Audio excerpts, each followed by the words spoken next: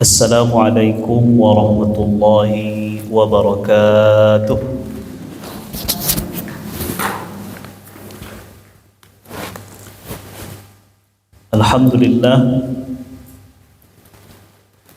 Alhamdulillahi rabbil alamin.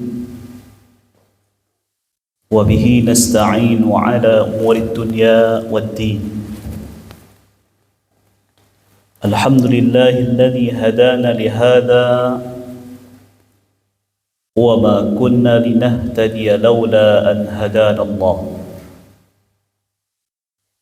Ashhadu an la ilaha illallah wahdahu la sharika lah wa ashhadu anna Muhammadan 'abduhu wa rasuluh. Allahumma salli wa sallim ala sayyidina wa syafi'ina wa maulana Muhammad wa ala alihi wa ashabihi wa man tabi'ahum bi ihsanin ila yaumiddin, amma ba'd. Ma'asyiral muslimin wal muslimat, hadirin wal hadirat, bapak-bapak dan ibu-ibu jamaah salat subuh rahimakumullah. Kita lanjutkan kajian dari kitab Riyadhus Shalihin, sebuah kitab hadis yang disusun oleh Imam Muhyiddin Abu Zakaria Yahya ibn Sharaf An-Nawawi yang wafat pada tahun 676 Hijriah. Masih bab tentang atau pembahasan tentang salam, bab yang ke-137, babu salamir rajuli ala zawjatihi wal mar'ati min maharibihi wa ala ajnabiyatin wa ajnabiyat la yakhafu al-fitnata bihinna wasalamuhunna bihadha syart. Bab salam seorang laki-laki kepada istrinya dan perempuan yang termasuk mahramnya dan perempuan-perempuan yang bukan mahramnya, selagi dia tidak dikhawatirkan ada fitnah, dan memberi salam kepada mereka dengan syarat ini. Imam An-Nawawi mendasarkan babko kepada 3 buah hadis. Yang pertama, an Sahl bin Sa'd radhiyallahu anhu qala kanat fina امرأة وفي رواية كانت لنا عجوز تأخذ من أصول السلق فتطرحه في القدر وتكركر حبات من شعير، فإذا صلينا الجمعة وانصرفنا نسلم عليها فتقدمه إلينا. Rawahul Bukhari. Dari Sahal bin Sa'ad, semoga Allah meridainya, beliau berkata bahwasanya dulu ada seorang perempuan, dalam riwayat lain seorang perempuan yang tua, yang sudah lanjut usia, yang biasa memasak sayur-sayuran yang dicampur dengan biji-biji gandum. Maka ketika kami telah selesai melaksanakan salat Jumat dan kami telah beranjak dari masjid, kemudian kami memberikan salam kepadanya, maka dia pun menghidangkan makanan itu kepada kami. Diriwayatkan oleh Imam Al-Bukhari. Wa an Ummi Hani Fakhitata binti Abi Talib radhiyallahu anha qalat أتيت النبي صلى الله عليه وسلم يوم الفتح وهو يغتسل وفاطمة تستره بثوب فسلمت وذكرت الحديث رواه مسلم. Dari Ummu Hani Fakhitah binti Abi Talib, semoga Allah meridainya, beliau berkata, aku pernah mendatangi Nabi SAW di hari ditaklukkannya kota Mekah, yang mana saat itu beliau sedang mandi dan Fatimah sedang menutupi beliau dengan secari kain atau sebuah kain. Maka aku pun memberikan salam kepada beliau dan beliau pun menyebutkan atau menceritakan peristiwanya. Diriwayatkan oleh Imam Muslim. Wa an Asma binti Yazid radhiyallahu anha qalat marra alaina an-nabiy sallallahu alaihi wasallam fi niswatin fasallama alaina. Rawahu Abu Dawud wa Tirmidzi wa qala hadithun hasan. Wa hadha lafzu Abi Dawud ولفظ الترمذي أن رسول الله صلى الله عليه وسلم مر في المسجد يوما وعصبة من النساء قعود فألوى بيده بالتسليم. Dari Asma binti Yazid, semoga Allah meridainya, beliau berkata, bahwasanya Nabi SAW pernah berjalan melewati kami atau melewati sekelompok perempuan, maka beliau pun memberikan salam kepada kami. Diriwayatkan oleh Imam Abu Dawud dan Imam At-Tirmidzi, dan beliau berkata hadis ini hadis hasan, dan ini adalah lafaznya Abu Dawud. Sedangkan lafaz menurut Imam At-Tirmidzi bahwasanya Rasulullah sallallahu alaihi wasallam pernah melewati atau lewat di masjid di suatu hari, melewati sekelompok perempuan yang sedang duduk-duduk, maka beliau pun memberikan isyarat dengan tangannya sembari memberi salam. Bapak-bapak dan ibu-ibu, jamaah salat subuh yang dirahmati dan dimuliakan oleh Allah Subhanahu wa taala. Masih dalam pembahasan tentang salam. Terakhir di pertemuan sebelumnya kita telah mengkaji tentang dianjurkan salam kepada anak-anak. Assalamu ala sibyan. Nah, memang secara normalnya ketika bersobok nan tua jonan kita nan magiah salam itu nan menyapu itu adalah nan ketek kanan tua. Tetapi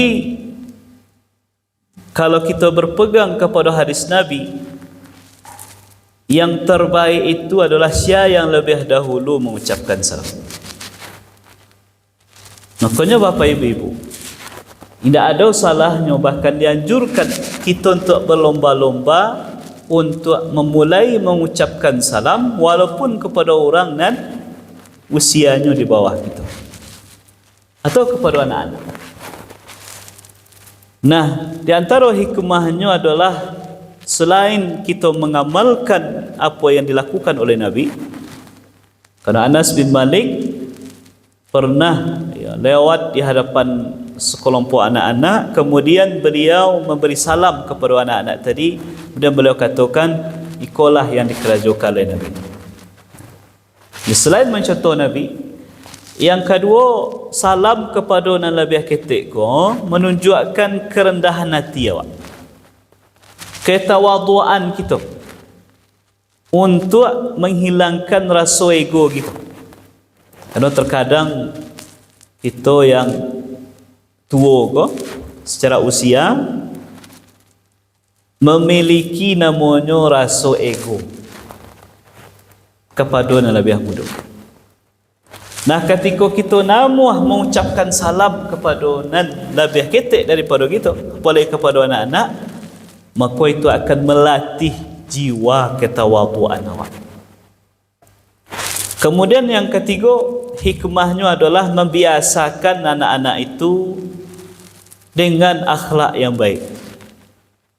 Tak hanya sekedar dengan kata-kata, tapi dicontohkan. Nampak dia modelnya terlangsung. Jadi awak tak hanya nyinyir menceramahi anak-anak aku, tetapi nampak memang teladan di matanya. Kalau orang tuanya atau orang yang di atasnya secara usia menampakkan teladan yang baik, di antaranya dengan membiasakan salam. Kemudian tentu saja yang tak kalah pentingnya hikmahnya adalah dengan memberi salam kepada anak-anak akan menumbuhkan cinta kasih nan tua kanan muda, nan muda kanan tua. Nan tua semakin menyayangi nan muda semakin menghormati nan tua. Itu sebagai pengulangan dari hadis yang kita bahas terakhir di pertemuan kita sebelum. Nah, kini pembahasan yang kita bahas adalah boleh tak seorang laki-laki bagi salam kepada si, atau sebaliknya boleh tak padusi memberi salam kepada laki-laki. Nah, mungkin itu agak aneh pertanyaan.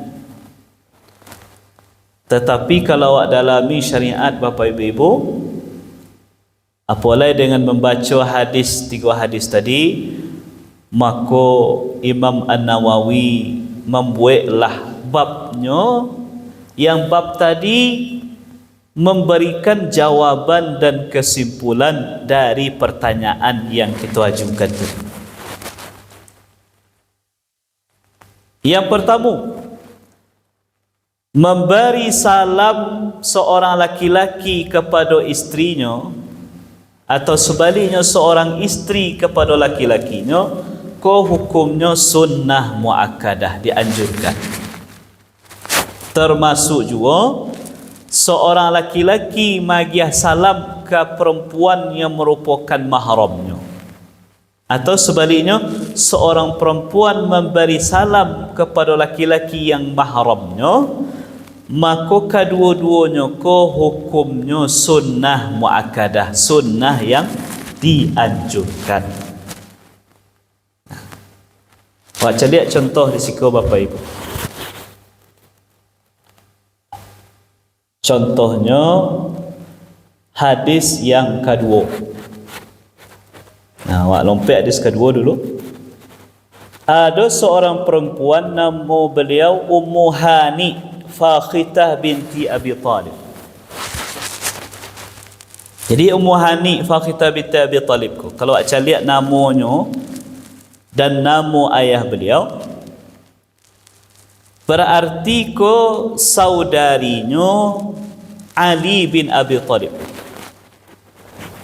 sahabat sekaligus menantu Nabi. Ayahnya Abu Talib. Artinya Ummu Hani yang bernama Fakhitah anak dari mama Nabi. Anak dari mama kita, Bu, mahram tak dia awak? Anak mama mahram tak?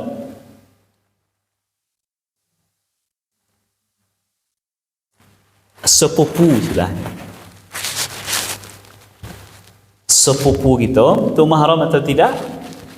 Mahram. Anak dari anak dari saudara ayah kita, termasuk bagian keluarga awak, kan termasuk bagian keluarga kita nandaki. Nah, artinya Nabi atau Ummu Hani datang kepada Nabi di saat Yaumul Fatah, hari pembebasan kota Mekah itu, beliau memberi salam kepada Nabi, yang mana saat itu Nabi sedang mandi. Jadi boleh kita bagi salam ke orang sedang mandi? Aku ada dalilnya boleh. Asalkan orang yang mandi tadi di tempat yang tidak tergabung mandinya itu jo WC.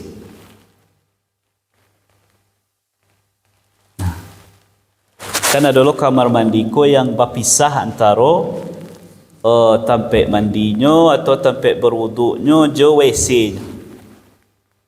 Walaupun rato-rato kini tergabung kerana ya mungkin keterbatasan lahan untuk membangun rumah, sehingga tak bisa membuat ruangan tersendiri yang berpisah antara kamar mandi jo WC, tempat buang air gadang buang air kita.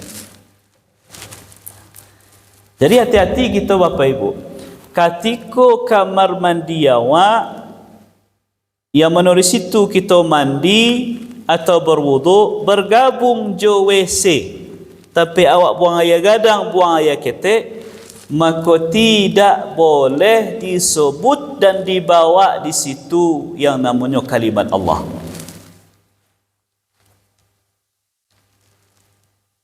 Nah, makanya ketika WC itu atau kamar mandi awak seperti itu, berwuduk awak kah? Maka tak boleh baca bismillah. Kerana bismillah ada kalimat Allah. Tidak boleh berdoa setelah wuduknya di dalam WC itu, mesti keluar dulu. Kerana doa setelah wuduk itu kan ada kalimat Allahnya. Asyhadu an la ilaha illallah wa asyhadu anna Muhammadan abduhu wa rasuluh. Allahumma ja'alni minat tawabina wa ja'alni minal mutatahhirin. Ada kalimat Allah. Jadi ketika baga buang WC, jo tampik kita mandi atau berwuduk, maka tidak boleh kalimat-kalimat tadi dibaca. Nah, tapi kalau lagi berpisahnya dan tampik mandi di siku ada batihnya, kemudian di sampingnya ada WC kita, tampik kita buang adang buang ketek, maka boleh di posisi tampik kita yang mandi berwuduk yang pisah tadi boleh diucapkan kalimat yang mengandung kalimat Allah. Makanya Nabi dalam posisi ko beliau di tampik yang indak bukan satu tampik je WC. Maka muhani mengucapkan salam dan beliau pun menjawab salam. Nah, kalau ada orang yang mengucapkan salam kawak sedangkan posisi kita berada di kamar mandi yang bergabung je WC, maka tidak ada kewajiban kita menjawab salam. Atau kok kau menjawab salam mati. Nah, jadi balik kita ke pembahasan tadi balik. Mengucapkan salam kepada perempuan, seorang laki-laki ke suaminya, si istri ke laki-laki ke istrinya, istri ke suaminya, atau seorang laki-laki ke perempuan yang mahramnya, seorang perempuan kepada laki-laki yang mahramnya, hukumnya adalah sunnah, dianjurkan. Nah, lalu yang selanjutnya, kalau seorang laki-laki mengucapkan salam kepada yang bukan mahramnya, atau sebaliknya perempuan mengucapkan salam ke laki-laki yang bukan mahramnya, boleh atau tidak? Misalnya ambo ke ibu-ibu bah, kau nak mahram ambo dah bah, boleh tak ambo mengucapkan salam? Atau sebaliknya ibu mengucapkan salam ke ambo, boleh tak? Tak langsung boleh, ada syaratnya.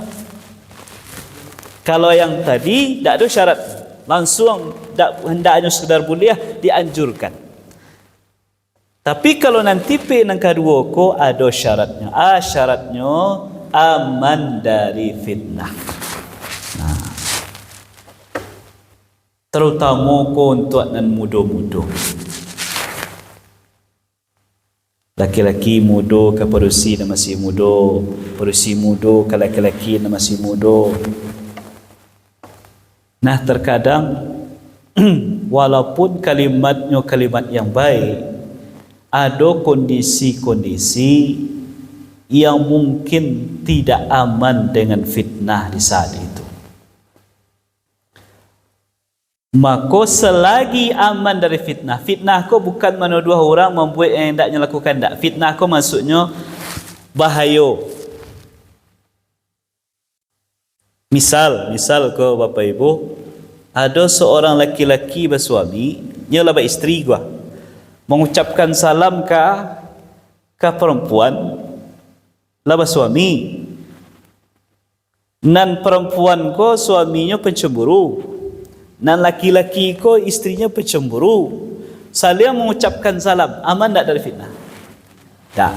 Itu contoh sederhana. Jadi itu Islam mengatur.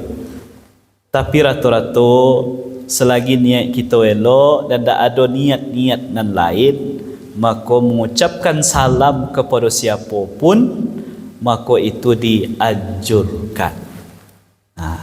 Makanya Nabi SAW ya dalam hadis nan ketiga, Nabi pernah lewat di masjid, kemudian ada perempuan yang sedang duduk-duduk di situ. Nah, kalau kita bahaslah hadis yang sebelum juga. Nabi kemudian magiah salam dengan sambil memberi isyarat.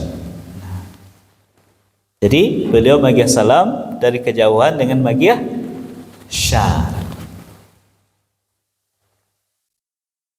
Nah, kemudian hadis yang pertama ko Bapak Ibu juga termasuk bagian itu. Jadi sahabat pulang berjumai, kemudian ada seorang perempuan, ibu-ibu nala tua, kebiasaannya memasak di hari Jumaat. Nah, nanti siang selesai Jumaat, yang datang ke rumahnya hidangkan makanan. Nah, kalau istilah awak kininya Jumaat berkah.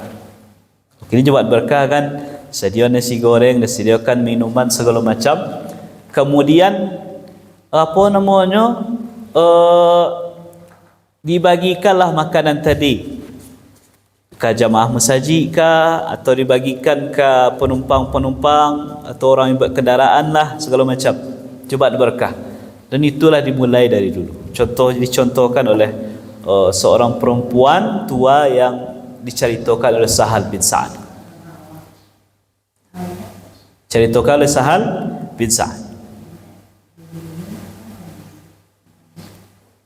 Nah, kemudian kita lihat Bapak Ibu, ikulah semangat si perempuan tadi untuk beramal di hari Jumaat.